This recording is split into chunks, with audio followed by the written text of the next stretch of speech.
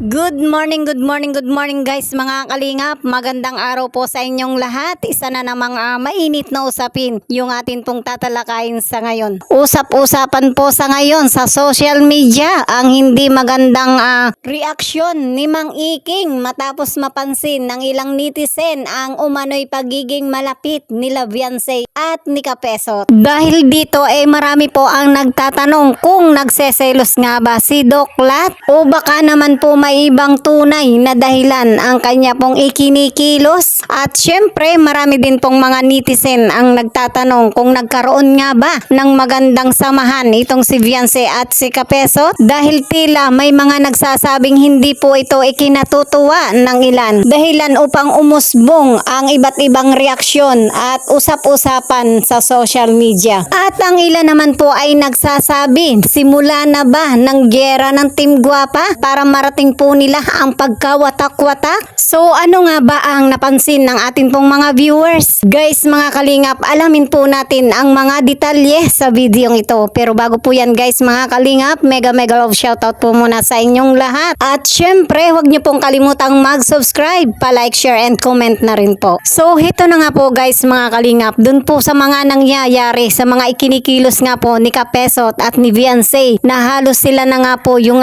nag-uusap-usap, nagdidesisyon, at pagdating pa sa kanilang mga pag-live ay talagang sila pa rin po yung magkasama. Halos nga po guys mga kalingap, yung presensya ni Dr. Love ay talagang hindi na nga po pinapansin, di ba? Ito nga po yung ating nakikita, na kung ito nga po ay ating napapansin, si Dr. Love pa ang hindi pa makapansin, di ba? Ano pa nga po ba ang dapat pa nating asahan kung ito nga po yung nararamdaman ni Mang Iking?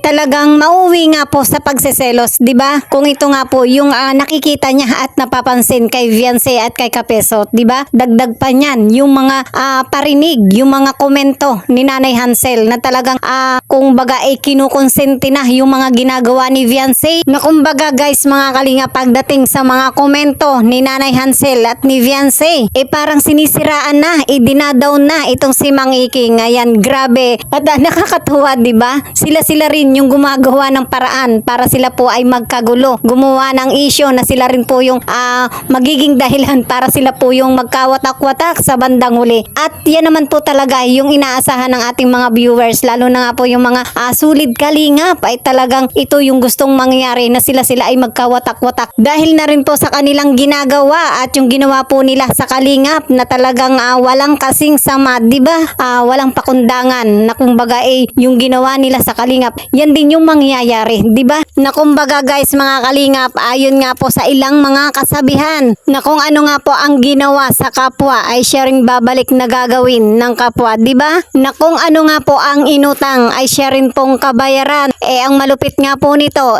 baka mas matindi pa nga po ang balik, di ba? Guys mga kalingap, sa mga nangyayaring ito, mga kaguluhan na sila rin ang gumagawa, kung kayo po ang tatanungin, pabor po ba kayo na yung kanilang kaguluhan na sila rin ang may pakana maging dahilan na ang Team Guapa ay tuluyan ng mawasak, mawala sa mapa ng social media, di ba? Ayan, kung kayo po ay may opinion, ayan, wag po kayong mahiya, i-comment nyo lang po yan sa ating comment section. At syempre kung iisipin po natin guys, pera-pera din lang naman po yung kanilang pinagkakaguluhan, di ba? At alam din po natin na sa pera din po sila magkakawatak-watak, lalo pa nga po sa ngayon na talagang nahaharap na po sila sa love letter ni Kuya Bal. Kailangan po talaga nila ng malaking halaga at nahaharap nga po sila sa matinding pangangailangan pagdating sa kaperahan, di ba? Pero sa ngayon guys mga kalingap, ano nga ba ang matinding pinagpupuputok ng botse ni Mang Iking? So pakinggan po natin ang pahayag ni TQ. Dok. Yung sa pag selos-selos po, bakit naman po kailangan ko magselos, Dok? Andito lang naman po baga ako sa bahay.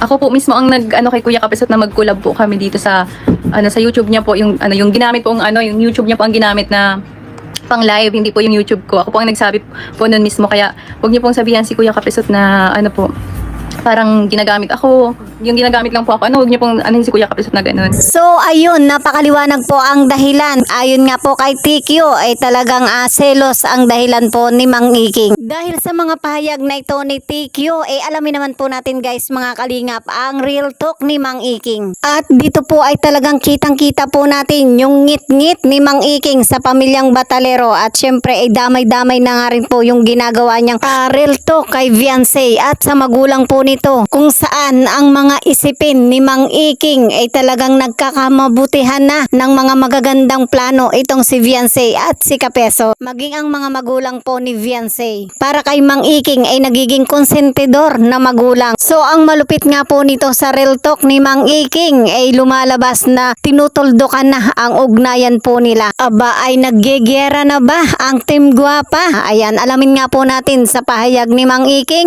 Mukha ba ako nagsisilos? Matanong ko lang kayo. Mukha ba ako nagsisilos? Mukha ba ako siloso? Hirap sa'yo. Ayaw na pag-usapan yan. Ayaw ko lang yung sabihin nagsisilos ako. Ni sa hinagap, ang tagal ko ng vlogger. Di ako nagsisilos. Alisin mo na. Yes! Mula bukas, alis na ang thumbnail. Mula bukas. At ito pa guys, ang matinding himutok ni Mang Iking, yung sama ng loob. Ito nga po yung nabanggit niya na pagpunta ng mga sponsor sa kanila. Na ayon nga po kay Mang Iking, ang ginawa ay nagpasarap sa paliligo. Sino nga ba ang nagpasarap sa paliligo? Pakinggan po natin ito. O, naligo sila. Nandito ang sponsor nyo. Pinuntahan kayo rito. Nagsayang ng pagod at oras galing Maynila para puntahan kayo rito para kausapin. Anong ginawa nyo? Nagpasarap-sarap kayo sa pagliligo nyo. Ngayon sisihin nyo yung sponsor nyo? Na wala mang ginawa masama ang sponsor nyo, kundi mapabuti at mapaganda ang inyong buhay, mapaganda ang inyong ano? Ha?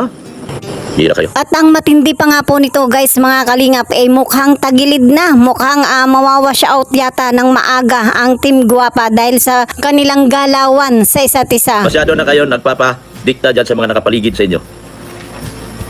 Nawala na kami. Wala na kaming tunay na nakipaglaban sa iyo. Nagpapadikta na kasi kayo masyado dyan sa nakapaligid sa inyo. Wala na kami na tunay na nakipaglaban sa inyo. Pero okay lang yan. Kalimutan na natin yan. Hindi nyo pinipigilan yung tao bisita nyo kung ano-ano sinasabi. Hindi nyo pinapanood yung video kung ano ibig sabihin ng video.